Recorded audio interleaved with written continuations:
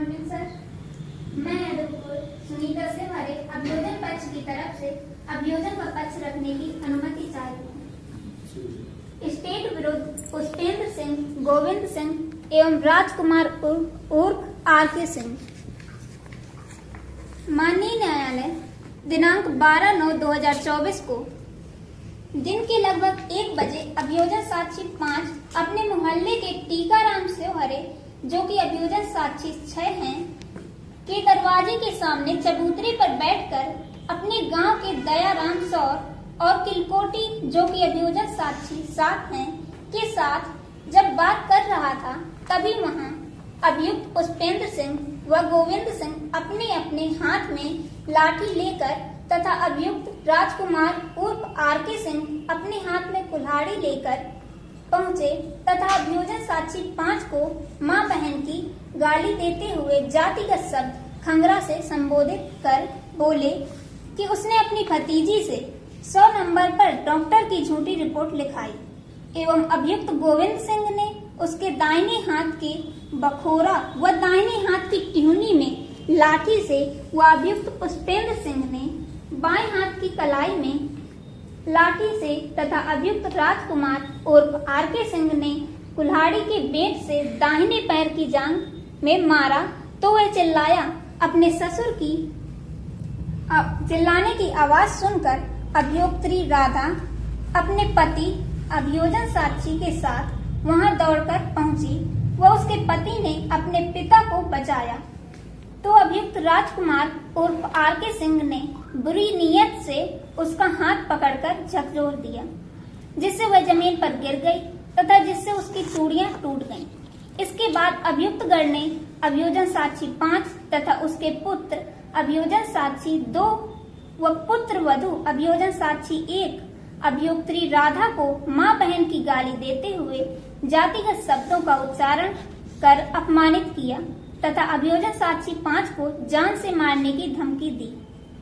श्रीमान जी अभियुक्त गण के विरुद्ध संहिता की धारा 296, 115(2), सह पठित धारा 3 क्लॉज 5, 117(2), सह पठित धारा 3, 5, 74 व 351(2) के अंतर्गत दंडनीय अपराध के आरोप हैं कि उन्होंने दिनांक 12/9/2024 को दिन के लगभग 1 बजे थाना सटई के क्षेत्र के अंतर्गत आने वाले ग्राम मझगवा में अभियोक्त्री का के ससुर अभियोजन साक्षी 5, अभियोक्त्री राधा के पति अभियोजन साक्षी 2 तथा अभियोक्त्री राधा को लोक स्थल पर ऐसी गालियां जो उन्हें व अन्य को सुनने में क्षोभ कारित करने वाली थी, देकर क्षोभ कारित करते हुए एक दूसरे के साथ मिलकर निर्मित किए गए सामान्य आशय के अग्रसरण में अभियोक्त्री राधा को मार पीट कर स्वेच्छया उपति कारित की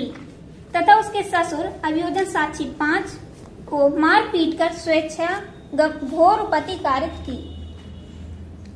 अभियोक्त्री राधा, जो कि एक स्त्री हैं, कि लज्जा भंग करने के आशय से उस पर हमला या आपराधिक बल का प्रयोग किया तथा ये जानते हुए कि वह अनुसूचित जाति की है, उसे स्पर्श करने के लैंगिक प्रकृति का कार्य उसकी सहमति के बिना करते हुए उसके ससुर अभियोजन साक्षी 5 को संत्रास कारित करने के आशय से जान से मारने की धमकी देकर आपराधिक अभित्रास कारित किया तथा स्वयं अनुसूचित जाति अथवा अनुसूचित जनजाति का सदस्य न होते हुए अनुसूचित जाति के सदस्य अभियोक्त्री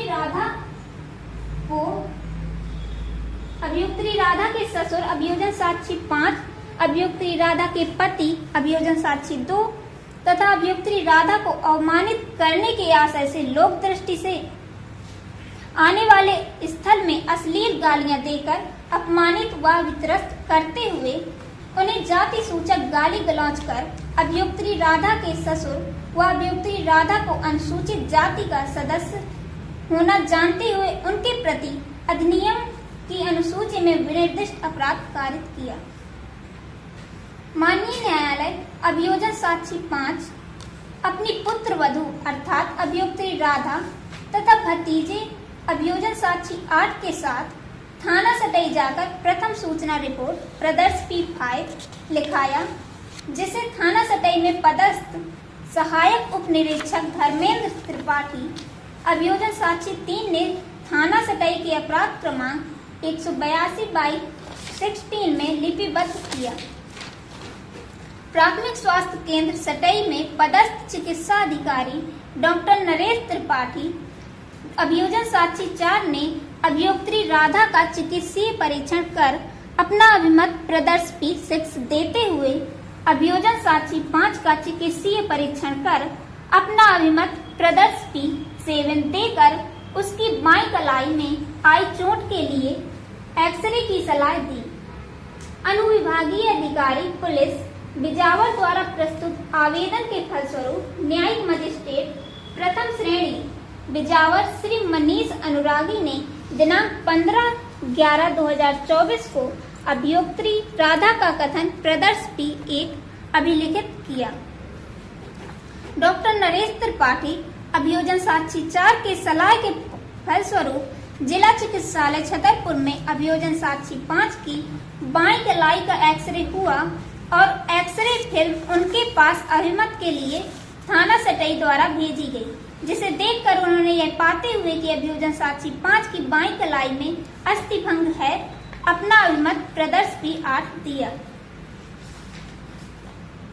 माननीय न्यायालय तीनों अभियुक्तों में से 2 को लाठी लेकर व 1 को कुल्हाड़ी लेकर एक साथ घटना स्थल पर जाना और तीनों द्वारा अभियोजन साक्षी 5 पर उक्त साधनों से प्रहार कर चोट पहुंचाना इस बात का परिचायक है कि उन्होंने अभियोजन साक्षी 5 की उपपत्ति करने का मंतव्य एक साथ बनाया था, जो संहिता की धारा 3(5) में प्रावधानित उनके द्वारा निर्मित किए गए सामान्य आशय का परिचायक है। इसी सामान्य आशय के अग्रसरण में उन्होंने अभियोजन साक्षी को मारा। लाठी व कुल्हाड़ी के बेंट जैसे साधन से उन्होंने अभियोजन साक्षी 5 को मार कर चोट पहुंचाई, जिसके फलस्वरूप उसके बाएं हाथ में अस्थिभंग हुआ। अतः उनके द्वारा अभियोजन साक्षी 5 को कारित उपपत्ति संहिता की धारा 233 की परिधि में स्वेच्छया है। श्रीमान जी से मेरा निवेदन है कि अभियुक्त गण को दोषी करार करते हुए कठिन दंड से दंडित किया जाए। धन्यवाद। माननीय न्यायालय, गुड मॉर्निंग। मैं अधिवक्ता नीरज अहलवाल अभियुक्त पक्ष की ओर से अपनी पैरवी प्रस्तुत करने की अनुमति चाहता हूँ। बचाव पक्ष की ओर से निवेदन है कि अभियोजन द्वारा अभियुक्त गण के विरुद्ध लगाए गए आरोप भारतीय न्याय संहिता 2023 की धारा 296, 115(2), 117(2), 3(5), 74, 351 और SC/ST एक्ट की धारा 3(1)(दा), 3(1)(धा), 325 का 3(1)(ब)(I) के तहत आरोप लगाए गए हैं, जो कि गलत है। अभियुक्त गण ने उपरोक्त आरोपों को अस्वीकार कर विचारण चाहा। अभियुक्त गण का बचाव ये रहा है कि उनके गांव में 2 दल हैं, जिनमें से एक दल उनका तथा एक दल पीड़ित पक्ष का है। इसीलिए पीड़ित पक्ष ने उन्हें झूठा फंसा दिया, वह निर्दोष हैं। सर्वप्रथम मैं यहाँ ये स्पष्ट कर दूं कि जब घटना के चक्षुदर्शी साक्षी कहे जाने वाले टीकाराम शिवहरे अभियोजन साक्षी 6, किलकोटी अभियोजन साक्षी 7 ने अभियोजन कहानी का कोई समर्थन नहीं किया, तब अभियोजन ने इन्हें पक्षद्रोही घोषित कर सूचक प्रश्नों को पूछा, जिसके दौरान किलकोटी अभियोजन साक्षी 7 ये तो स्वीकार करता है कि वह दिनांक 12/9/2024 को दिन के 1 बजे अपने घर के चबूतरे पर बैठा था, किंतु अभियोजन की शेष कहानी को नकारता है। किलकोटी अभियोजन साक्षी 7 तो एक सिरे से लेकर अंत तक अभियोजन कहानी की सत्यता को नकार देता है। भारतीय न्याय संहिता की धारा 74 तथा SC/ST एक्ट की धारा 3(1)(I) तथा BNS की धारा 74 के लिए अधिनियम की धारा 3(2)(VA) के संबंध में अभियुक्ति राधा अभियोजन साक्षी 1 की कोई ऐसी साक्ष्य नहीं है कि अभियुक्त राजकुमार उर्फ RK सिंह ने उसका लज्जा भंग करने के आशय से उसका हाथ पकड़ा। अभियोजन साक्षी 5 अपने साक्ष्य में ऐसा नहीं बतलाता है कि किसी अभियुक्त ने उसकी पुत्रवधू का हाथ उसकी लज्जा का अनादर करने के लिए पकड़ा।